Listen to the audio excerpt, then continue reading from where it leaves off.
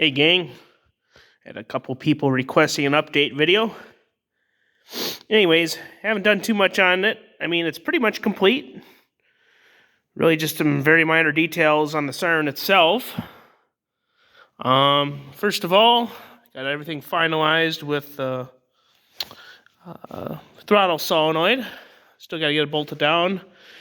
Get another coat of paint on the intake cone because I did the brush on job, but wasn't quite enough to get a really good full coverage on it, so did a little bit of spray bomb in the same color, Regal Red. Most notable, I got the inside of the projector all painted, just spray painted, just one single coat. Nothing too fancy, just to cover up all the original yellow gel coat that was all faded. So that's that there. Other than that, like I said, it's pretty much done. I mean, there's really nothing much else to do on this. Got all the belt covers on. I'm really impressed with how the belt covers turned out. A little bit of filler primer, a little bit of sanding, and paint is pretty well smooth. At least I would say industrial smooth. This isn't Plymouth Barracuda we're working on. This is air raid siren, so we're not going to get too obsessive about the paint. You just take a look at this. This thing was so bent up. Night and day difference. How straight I was able to get this lower cover. Spray painted all the bolt heads for the projector. That's all good to go. Yeah, really nothing much that I need to get done on this. Oil pan, there was a leak on there. Ended up that the oil pan was all rotted out. Got one from Engine Service in Milwaukee for like 50 bucks. Put a brand new gasket in it. And that's all leak free now. So no more oil leaks. Glad I caught that. That would have been a game ender for SirenCon if that would have started leaking there. So I'm glad I'm doing these shakedown runs. Here, I'll give you kind of the short and sweet of this, how this throttle solenoid works. So the original pull throttle handle was there, of course. So I made a little custom machined little collar there. You can see the cotter pin is temporarily installed. I got a couple of set screws. I think they're number 6s, if I recall correctly, 632s, 624s, or something like that, or are they 8s? I can't remember. Anyways, I got a custom machine bolt. The cable runs through. It's just a standard bicycle brake cable. Goes up to the throttle and governor linkage. Then there's a chain. Goes over to the swinging arm. There's the return spring. There's the Strongbird carburetor there. It's all running good. So anyways, you follow this cable down. And underneath, I found a good spot underneath to put the solenoid. There's the solenoid. So you can actuate it with my hand. On, off, releases the solenoid. Got the power terminals there. Everything externally is all cloth covered to make it look authentic. Goes through here. Goes to the pass-through. There's the wireless key fob. And this is just a vintage General Electric timer box here. Original label, I still gotta scratch it off, but here's all the wiring. So basically I got this little Chinese RF relay, 2-channel. I have a momentary for, I'm sure you saw my other video, but A is momentary, B is latching. And that's why it was so erratic with that last test video I did, because I was attempting to do the momentary for your attack on and off, but I found out that any tiniest little interruption in the RF signal from this, when the siren's rotating, where tiniest little interruption will get the relay so it comes out of the latch. So next time I'm just going to use the latch function. I'll just have the manual on and then manual off. That's just kind of how I'm going to have to do it. So, neat experiment. I don't think momentary, other than a quick growl, I don't think it's going to work too good. So, basically, I just have a main power feed that's fused. That comes from, let's see here, all the way over there, off the starter terminal on the other side of the engine, comes around. Yeah, as you see one of the power wires here. Comes in, feeds this main terminal block, like my custom wood block. Ooh, man. fancy stuff here. So this is your power. It powers both the RF relay and it powers the 8586 automotive relay, the 40 amp relay. This is a terminal that wasn't used. That's for the normally, I think, closed position. I just heat shrinked and wired it up. Powers the relay, and then this relay is what this actuates. This is a pretty low amperage relay, so you can't depend on this to actually switch on this gigantic solenoid. I'd be asking too much of that little relay in there. At least I wasn't going to chance it. So this one actually piggies back into the 8586 40 amp relay. So that this relay activates this relay, and this relay in turn powers the throttle solenoid. Just got to step it up with 2 relays to get that to that higher capacity that you need there. Got your little RF antenna. I think this is 433 megahertz, so UHF. And as you guys saw in that short, it's got pretty darn good range. It's like any other VHF, UHF. It's all line of sight, I think. So, and UHF's got a little more penetrating power in the building, so I don't think I'll have any problems with range. As long as I can be in radio line of sight, I should be able to activate this, even with this tiny little transmitter. I'm sure it's just putting out mere milliwatts of power. So, but that's how radio works. I do have a momentary contact button. This is like a test button. I was thinking of doing like another piggyback single pole, single throw toggle switch, so in case I want to do a manual alert in case this relay starts bugging out or transmitter starts bugging out, you just poof, and then it'll bypass it and then just directly switch on the main relay here. So I may do that, not sure, but this does work pretty good. Pretty nice how this all came together, and I do have a little more room if I want to put some sort of other electronics in there. But I think we'll leave this for right now. So yeah, that's kind of the basics there. Yeah, so here you go. There's your power relay.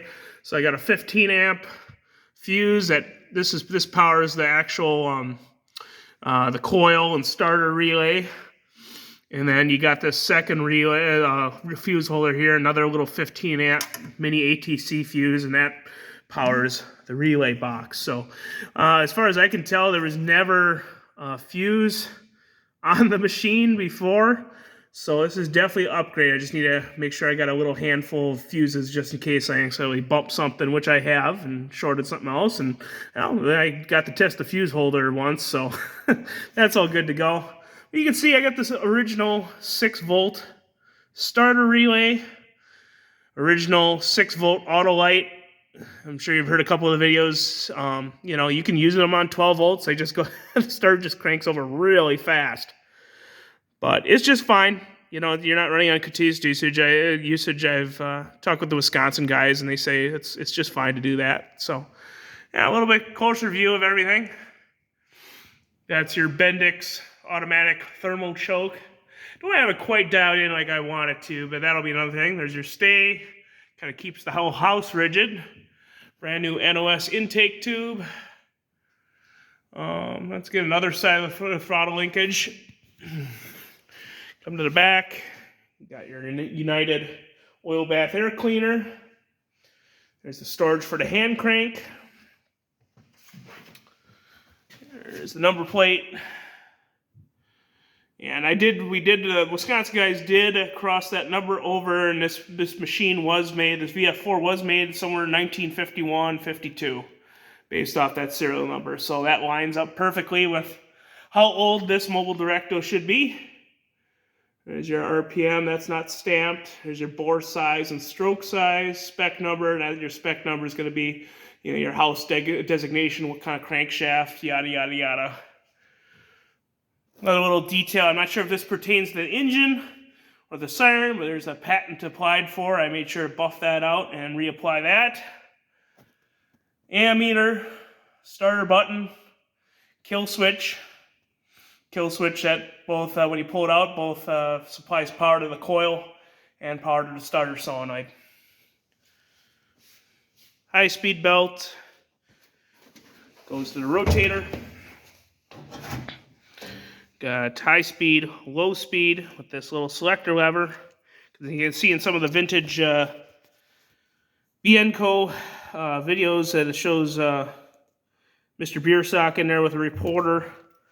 And you'll see the engine running, and all of a sudden you see the guy reach down there and and then it starts moving. Well, that's what he's doing. He's hitting that the lever to select either in high or low range. There's your belt. Kind of covered this all in a previous video. Kind of a fascinating little gearbox. I did notice that some of the later electric E models had just looked like, appears like it'd be a single speed gearbox. Seems like some of the Mobil Directos had this 2-speed. Some of them have a single speed, just fixed. So, like I mentioned in another video, I think Pottsville's Mobil Directo, they did some pulley swapping, I bet.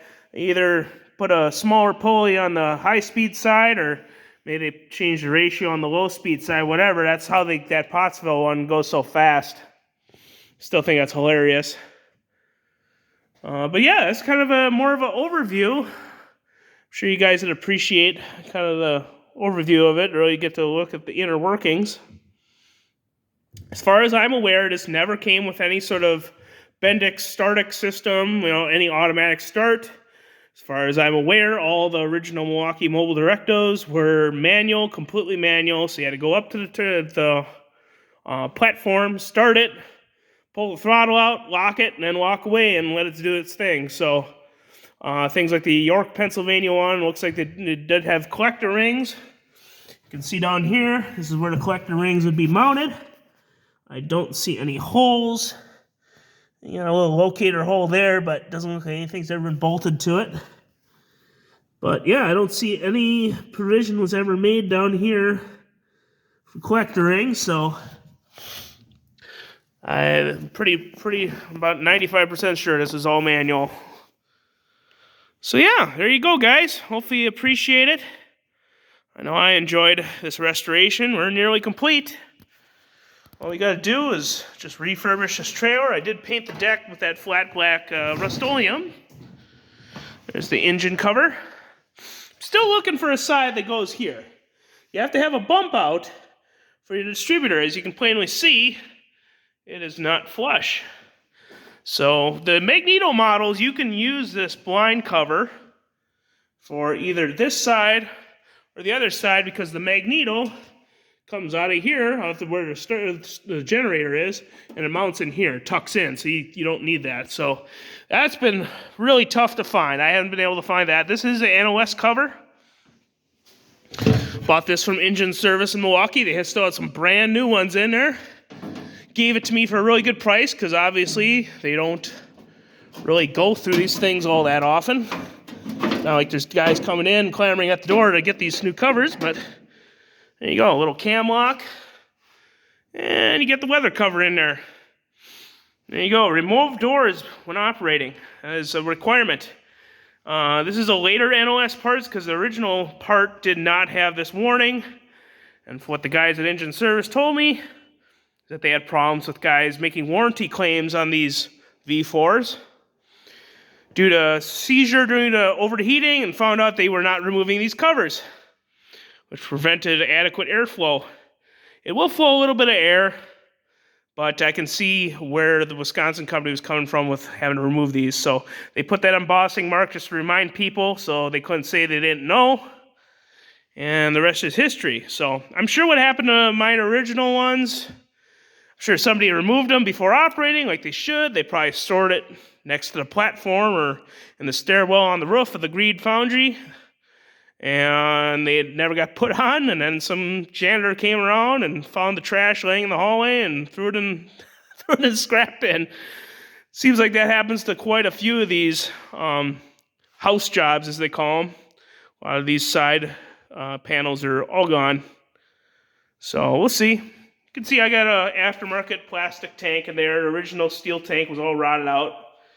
As mentioned in other videos, I am running 110 leaded race fuel, and others have suggested I could run 100 low lead. Reason why you got to run lead in these is that the VF4 moniker, as you saw on the plate, designates that it has soft seats. Now, with the Wisconsin nomenclature, if any of the Wisconsin editions have a D at the end, that means they have stellite valves and hardened seats, so you don't need to run leaded fuel to keep those intact. But if you do not have a D at the end, that means you have soft seats. And I did confirm that, because also the valves have an indent on them. Or I should say, they actually have smooth valves. And the indented valves are stellite, and these ones have flat valves on them. You know, the surface of the top of the valve is indented or flat, so you can see them through the spark plug holes. So it definitely has the original soft seats and valves in it. So even a better impetus to put leaded fuel in it to preserve those. So that's what's going to be in there. Leaded fuel smells like race day every single time I fire this thing up, which is a great smell. But yeah, there's the trailer. It's just a Harbor Freight 4x8. Got it from my buddy in trade for a vintage rototiller I had rehabbed. I don't think it was a bad deal because I got the rototiller for free and maybe put an hour of work into it. Tires are shot from sitting in a barn for about 10-15 years, so I got a brand new set of wheels on order. Wheel tire combinations, because I do want to keep probably the other. I think the other side is better, so I'm going to keep that one as the on spare just in case. But I also need to repack the bearings with new grease, put the new tires on, and then I'll use a wire cup brush and brush all the surface rust and flaky paint on it. And I'll just use some like Farmo Red. I think I got some Farmo Red down in the basement I could just quick brush on. I'll probably remount the jack somewhere up here as a stabilizer, or I might leave it here, I'm not sure. Double check the trailer wiring, and once the bearings repacked, brand new tires, this thing will be ready to rock and roll and go wherever I want to. So, ready to go up to Rhinelander, as you guys know. So, there you go. That's the old Mobil Directo for you. Hopefully this satisfies a lot of you guys' curiosity. Feel free, as always, to ask me any questions. And I'd be more than happy to answer them. See you later, guys. Thanks for watching.